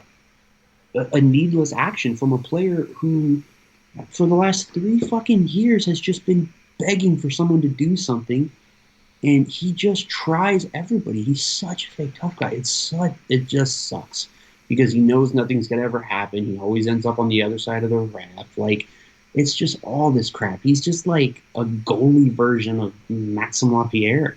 Like, it just sucks. Yeah. We don't see any redemption potentially until February 25th. When the Penguins visit St. Louis, I'm sure they'll still remember. When's the next time they play Minnesota? St. Louis? Let's go, Reeves. Yeah, Reeves. It's probably has a couple friends on that team still. Minnesota is December 31st, New Year's Eve. I might have to make sure I watch that game. Yeah, I'm sure there are just people, whether they are friends with or know Jason Zucker or respect him or not, that around the league, guys that have seen that already don't like Jordan Bennington, that are saying, "Oh God, I can't wait till I play this guy next because this is getting ridiculous." It's like the third time he's done something like this at this point, and somehow he still escapes it every time, right? Like, no punishment, nothing.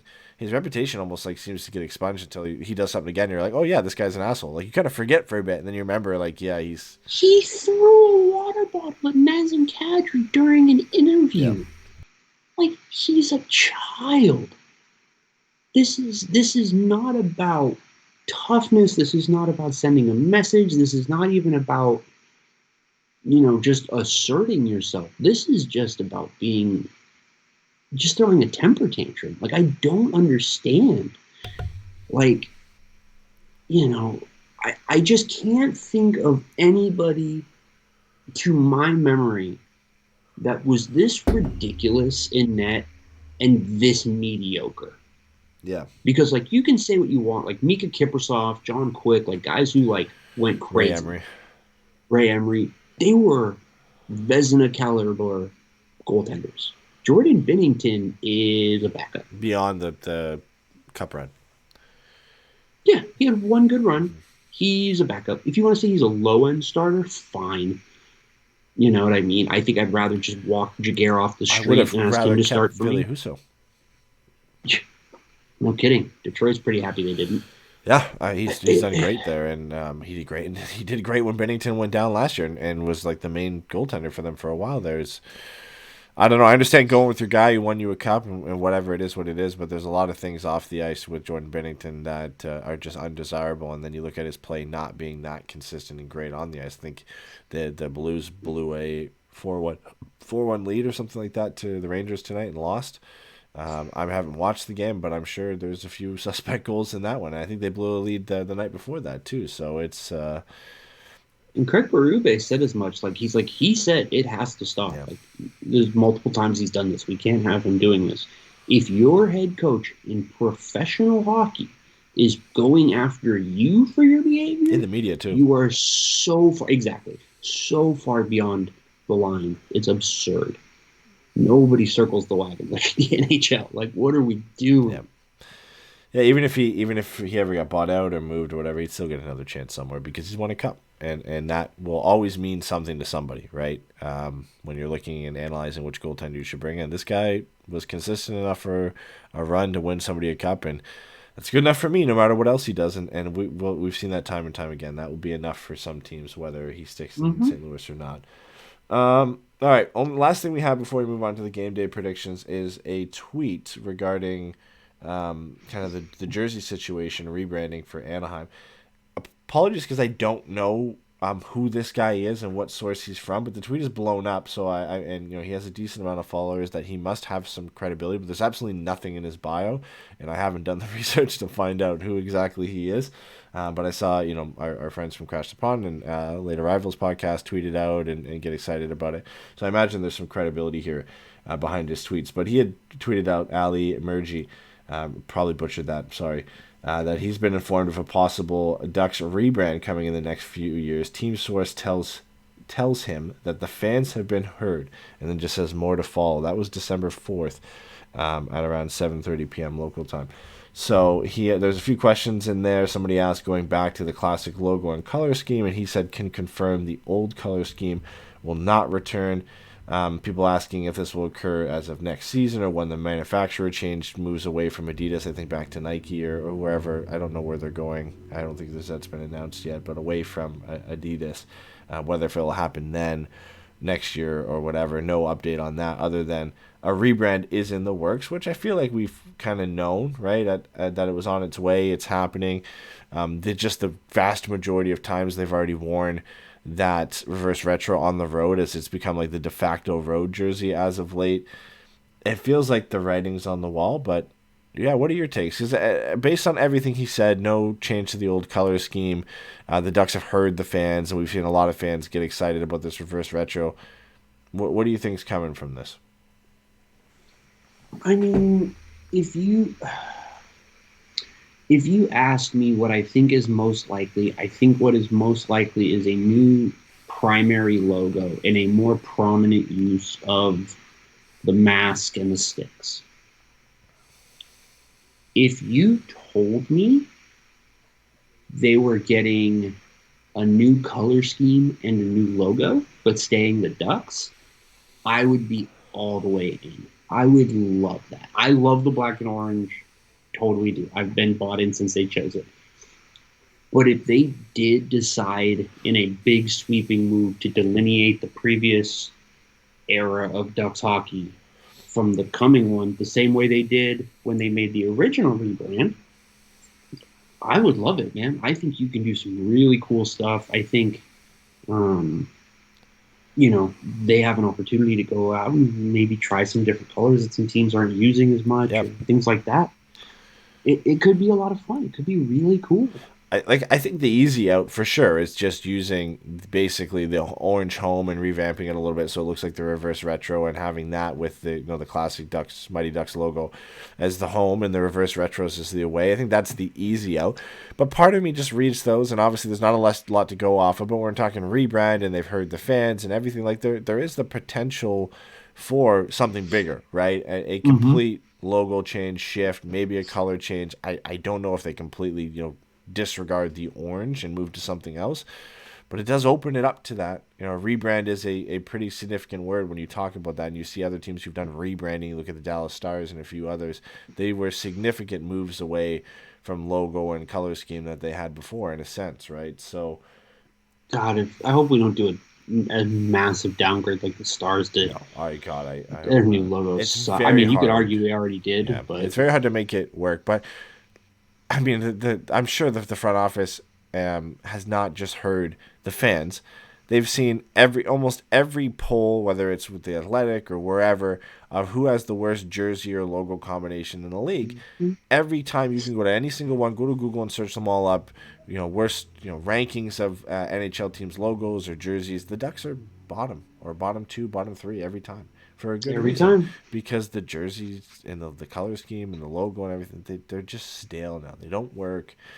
And it's time for a change. So I think, obviously the organization is not stupid. They see that. They've heard that. They hear the feedback from the fans. And it's great that we're moving in that direction. I hope it's sooner rather than later because, it does get you a little excited for what it could look like. And you hope to God that it doesn't turn into anything just horrendous. But hey, man, if they're out there looking, our logo can be bought for the right price. Yeah, absolutely. The Anaheim Forever Mighties. I think it's a really major opportunity for the franchise to just kind of reinvigorate the fan base after what's been a hard 5 years, right? Yeah. I don't think that's an unfair thing to say by any stretch of the imagination. And, if everything goes the way it looks like it's going to go and they finish in that kind of top 3, top 4, and they get one of these big kid studs, and now they've got their real core with, Jamie and McTavish and Zegras and Terry and all these kids. And, The Saberdard. Maybe they're really excited about the opportunity to use that as a fresh start for the whole the whole organization, especially coming off of the way the Bob Murray era ended, right? Yeah. I do think that there is a degree to which that color scheme and look is indelibly tied to him. Mm-hmm. No, 100%. I don't think, I think if he had retired and some of this stuff had come out after, yeah. I don't necessarily think it would be the same as far as being like, oh, we should really move on. But he had to resign, and that's not nothing. And he resigned after an internal investigation. And so, I could certainly see them being like, we've got Verbeeken, I mean, look, this Duck stream is already more than we would have ever thought we would get out of Anaheim from a communication standpoint, from a media standpoint. I am here for state-run media, man. It rocks. So maybe they really are just kind of trying to take this one step at a time, not necessarily rush anything, but really start to move the culture and the presence of the organization as a brand in a different direction, push it slowly. 2 years from now, Minchikov comes over and you drop Mitchkov comes over and you drop all new threads. I don't know. It's good timing. It's frustratingly tantalizing. Yeah, for 100% to kind of look at what it could be. I mean, even if it was at the very least just a shift to the reverse retros in a way, and then a home version of that, it still is a brand change in a sense, and one that has been received positively by the fans. But timing-wise, it makes sense. Like, you think of the last time they changed brands, it's after the loss of Paul Kariya and shifting into kind of a new competitive era for the Ducks with Pronger, Niedermeyer, Getzlaf, Perry, eventually Bobby Ryan on the come up, right? Of okay, this is kind of the new era for the Ducks, moving away from the Mighty Ducks era. And obviously, again, a lot of that is spurred by the fact that the team was sold and moved on. You can't really have that. But in terms of timing-wise, with the transfer and the transition of the roster to a different kind of core, you're seeing that now, where now you've got a bona fide marketable superstar in Trevor Zegras. You've got some really good young players on the way and already here at Terry and McTavish, Minchikov, Zellweger. You have a shot at a generational player in Bedard, or even another superstar in Fantilli or Mitchkov, or whoever you take at the top of that draft. Why not, look at a new look to really usher in this new wave of Ducks talent and core of young players, to put them in some new threads and get it out there. So I'm all for it, man. I'm really, like you said, kind of on the edge of my seat to see what it is, whether it's a full rebrand or just that simple shift to the reverse ones. Yeah, because I think that's the thing, right? Anaheim is 30 years old or whatever, like 29 years old at this point. The franchise, we don't need to stand on ceremony. If we want to go in a new direction, the team should be like, I wouldn't even care if they went the Ducks anymore.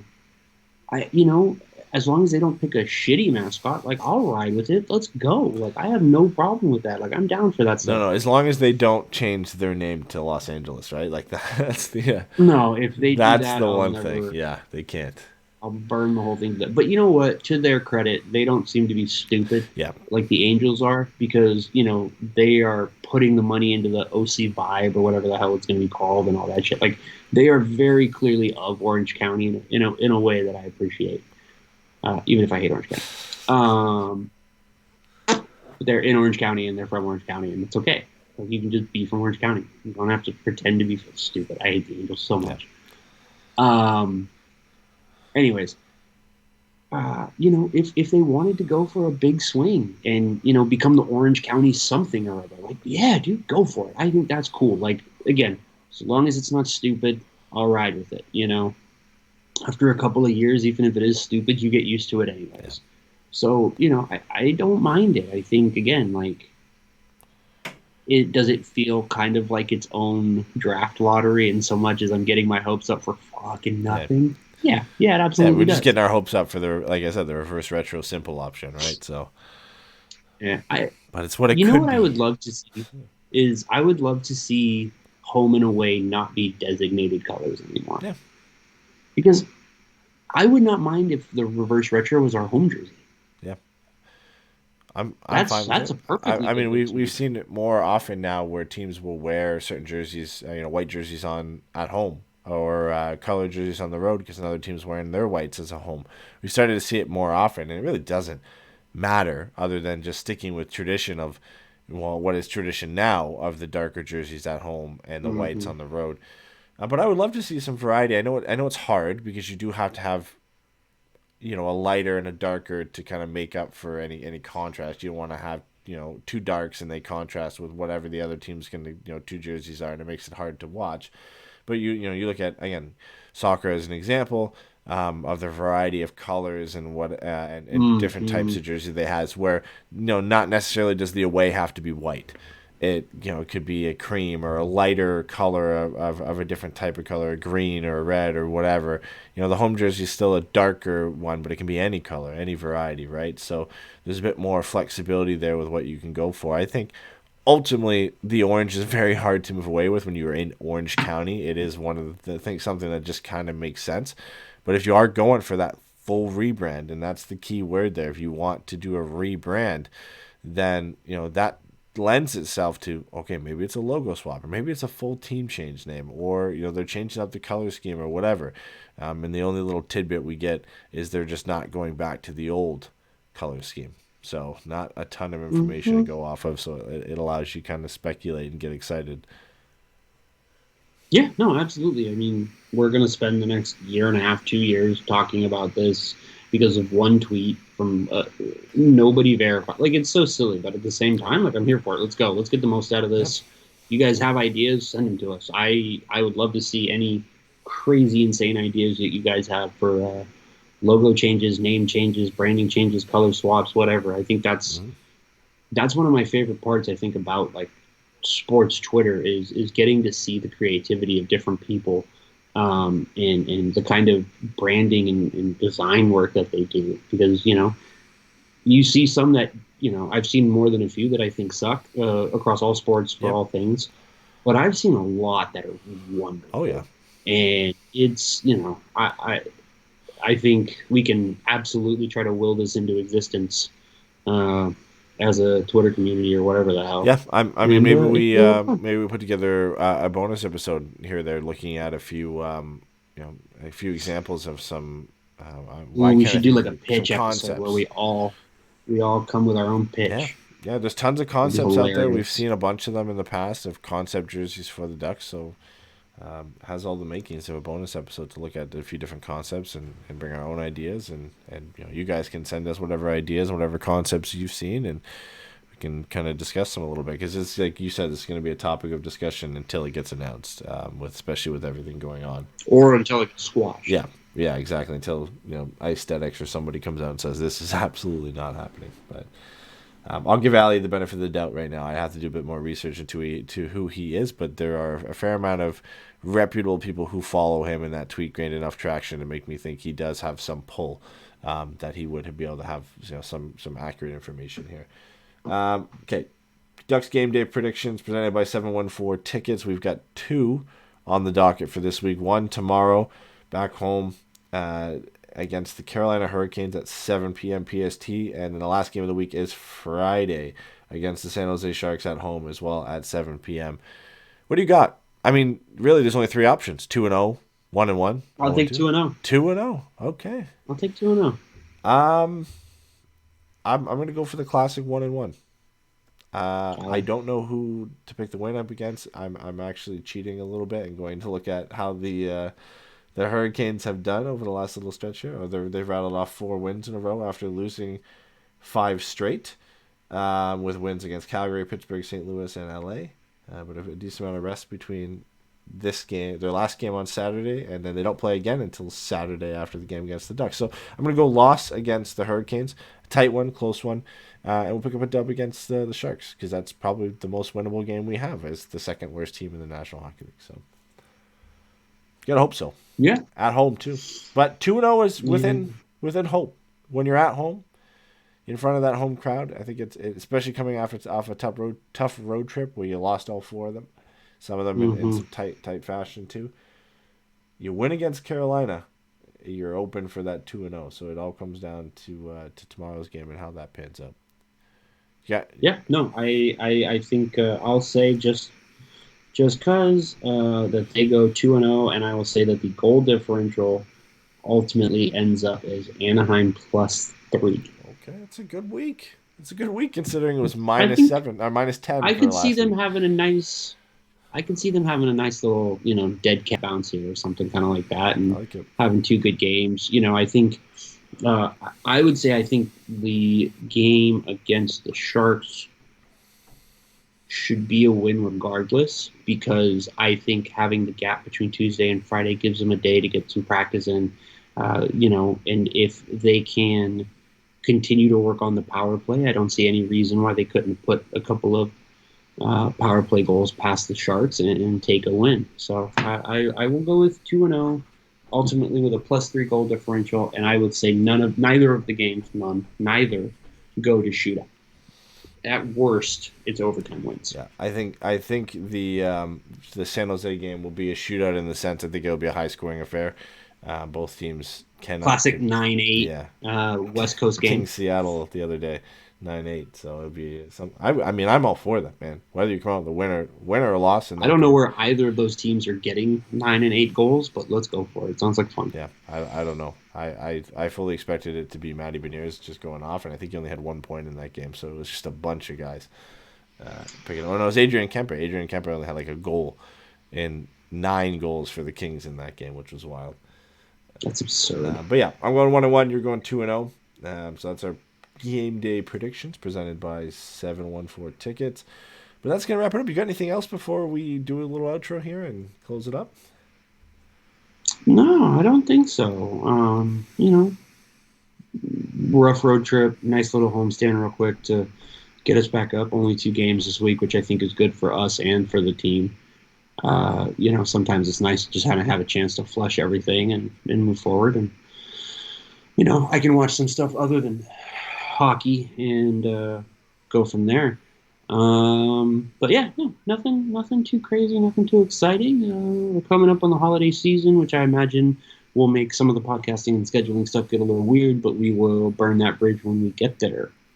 We'll go with that. Before we go to the outro here, a couple other predictions. Tomorrow's World Cup games. Morocco and Spain tomorrow at 10. I guess 7 I hope for you Morocco guys. wins. 1-0. Morocco wins. I'm going Morocco too. Canada's out, so I'm going for the underdog. And then Portugal, Switzerland. I am heavily rooting for Switzerland after. Oh, I could not be more excited to root for Which Switzerland. sucks because I do like. I mean, obviously, if you guys have heard our soccer talks, you know we're both United fans. I do love Bruno. I do like Diego Dillo, but fuck Cristiano Ronaldo right now. So Yeah, not rooting for that fucking guy. so go Switzerland, go Morocco. Hope he burns him Double out. underdog. Oh shit. Well, he's going to. I hate He's Ronaldo. going to Saudi Arabia. So close enough. We'll cheering on Morocco and Switzerland tomorrow. Some good matchups. That classic Moroccan-Swiss connection. Yeah. I want to see some more upsets. We saw a lot in the group stages, so continue that on. But that's You know what upset we didn't see? The United States over who Netherlands. could have predicted Weird. that one. That's I don't know, surprising. That Did you hear the Louis Van Gaal comment after the game? no. He was like, they didn't adapt, they didn't adjust. We built our entire game plan about going down their flanks, and that's what we did. And I was like, Yeah, somebody my tweeted out God, that dude. Louis Van Gaal stole Berhalter's lunchbox and lunch money in that game. So, dude, yeah, it was like, just brutal. I miss Louis, man. Sometimes We got to I have do. Brent back on. Maybe we'll have Brent and Avery, because I know we talked about having them on. We'll have Brent and Avery on maybe just before the semis or the quarters for the World Cup, we and gotta- have some fun and talk to those guys, because that would be a lot of We'll fun. see if the Netherlands and Louis are still in it at that point. They play Argentina in the quarterfinal game, so that will be That's not good. It'll be that'll good. be a tough one. But all right, for anybody who follows us on Twitter, if you don't, before every game we have a prediction game called FM3 Stars. Predict the Ducks' first goal score, the final score of the game, and one other random prediction we have. Some of the other ones we've done is who gets the most hits, who takes the first penalty, do the Ducks get over 30 shots, and so on. You get one correct point for each correct answer on that night, and at the end of the month we tally up the results, and the winner for that month wins 2 tickets to a Ducks game presented by 714 Tickets, as well as a Ducks promo swag pack for some of the promo gear that they've done over the last couple seasons. So it's a lot of fun just to compete in that, a little bit of a prediction game to keep you a bit more engaged during the game anyway. Ducks aren't going to score a lot of goals, so why not make a little bet on who you think is going to score the first goal and what the final score is going to be. And it's a lot of fun to participate in. We got a lot of dedicated people who do that. So if you have time, about 45 minutes before the game, check us out on Twitter at Forever Mighty FM. 45, 4 to 5. Yeah, I mean, You know, depends. You'll always know when I'm the one who ended up being in charge of it, because it'll come out about 10 minutes before the game, and the last question will be like, who stubs their toe in the locker room? Yeah, So. the early games have been tough. I'm used to 10 o'clock starts, set my alarm for 9:15, post goes out. But some of these early ones have been brutal. And then I was on your time for a bit. That was interesting because it was 7 p.m. starts for me normally, which were 4 p.m. starts out that way. So those ones were interesting trying to schedule. And then these weekend games too. We had a 2 p.m. and 3 p.m. matinee here, which was like 11 and 12 your time. So yeah, those are interesting ones. But yeah, sometime between 45 minutes from puck drop and 4 to 5. and a couple minutes before puck drop actually happens. Well, hopefully with more time for you guys to make your predictions usually. But thank you guys for listening. Enjoy the game tomorrow against Carolina, the game on Friday against the Sharks as much as you can. If you want to help us keep going throughout the season, you can find us on Apple Podcasts. Search Forever Mighty and leave us a rating and a review. Spotify also has the rating system as well, so make sure you do it if you haven't. And we go through the reviews on Apple Podcasts as much as we can throughout the year, and we'll read it on the show. We really appreciate them. Love seeing them come in. And it's another way to help us get the show out there to more people and get people involved. All the video versions of this show exist briefly on Twitch after the podcast is done, but if you want to see them in length over the last few years, including some of the interviews we've done, we interviewed Trevor Zegras at one time, Once Upon a Time, Max Jones, Ricard Gromberg, a few others. They all exist on our YouTube. You go to youtube.com/Forever Mighty Podcast. Make sure to subscribe. We occasionally put out some interviews, a few different other shows as well, that if we usually aren't able to do those ones live on Twitch. That's one of the places, or the only place, that the video version of that interview will exist. So make sure to check there and subscribe and keep your eyes peeled for those. Check out our website at forevermighty.com to find everything in one place. So where to watch, listen to the show, how to support us, where to find us on social media. For Twitter, we're at Forever Mighty FM. I'm at Eddy Van Jones. Steven is at The Hockey Boomer. And the boys, Pat and Jay, at P. Mahomes. Are dead. At J-Dog Hockey. But they're still in our basement, kidnapped, I guess, right? That's the running joke of this. We thought we could let them out, and they behaved poorly, and so they had to go right back down into the basement. We'll try again next December. We'll see. We'll see. If it will become. It's not looking good for them. But thanks everybody for listening. Thanks for everybody who was able to join the stream. And I was put together a little bit last minute, but we've been having some internet connectivity issues, which seem to be gone. Fingers crossed. Gone. Smooth, almost 2-hour show. Nothing dropped out. Nothing cut out. We were good to go here. So thanks for everybody who was able to jump into the stream. Thanks for everybody listening after the fact. And we're hoping to go back to more live shows as often as we can. So if you haven't joined the stream and you've got some time, make sure to head to our Twitch. Turn on the notification for when we do go live. Give us a follow and try and get in here. It's always fun engaging with you guys in the chat when we can, and it adds a little bit more interactive connectivity to our listeners during the show. So it's a lot of fun. That was a butchered way of saying just come join our live stream. We want to see you guys in here. But appreciate it, guys. Enjoy the games, and we'll see you next week. Have a good one.